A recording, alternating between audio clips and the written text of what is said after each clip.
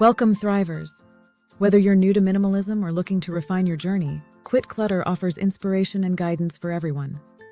Join us if you're ready to quit clutter and organize, optimize, and thrive in your life.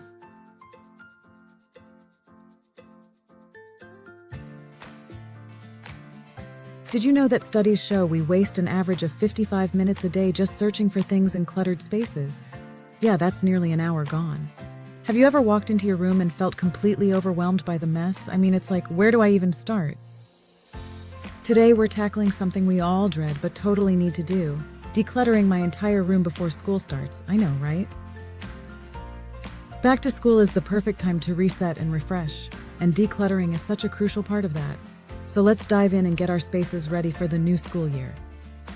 All right, let's take a look at the current state of my room. Oh boy, it's a disaster zone.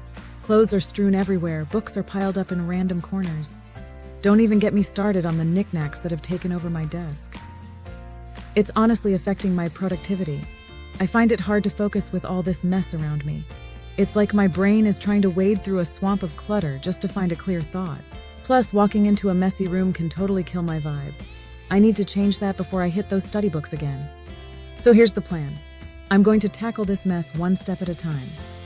First, I'm grabbing some boxes to sort everything into 4 piles: keep, donate, toss, and review. If you are unsure about getting rid of an item, put it in the review box and set a reminder to check the box in a year. If you didn't miss it, it's time to go. You can also divide your toss pile into recycle and trash. Let's start with clothes. Okay, here's a tip. If you haven't worn it in the last year, it's probably time to let it go. I'm pulling out everything from my closet and laying it out. Wow, I didn't realize how many shirts I had. Next, I'm going to tackle my desk. It's overflowing with papers and random stuff. Time to sort through all these old notes. Remember, decluttering doesn't have to be overwhelming. Just focus on one area at a time and give yourself a break if you need it. If you need a body double to help keep you going, check out some of the other videos in the channel. And just like that, after some hard work, look around at the transformation. My desk is clean, my closet is organized, and I can actually see the floor.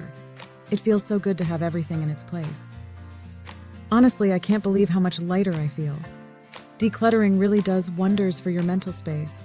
I'm feeling accomplished, and I can't wait to enjoy this fresh, organized vibe as I gear up for school. So to wrap it all up, decluttering is more than just tidying up. It's about creating a positive environment that can help improve your focus and productivity.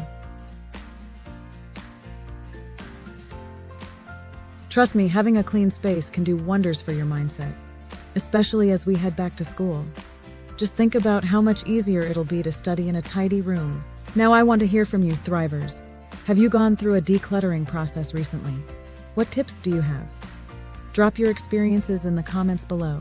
And if you enjoyed this video and want more organization tips, don't forget to hit that subscribe button and check out our other videos. Keep an eye out for the Tiny Triumphs series coming soon with 7 videos on digital decluttering. Thanks for watching, Thrivers. Remember to like, subscribe, and thrive with Quit Clutter. See you in the next video. YouTube thinks you'll like this one.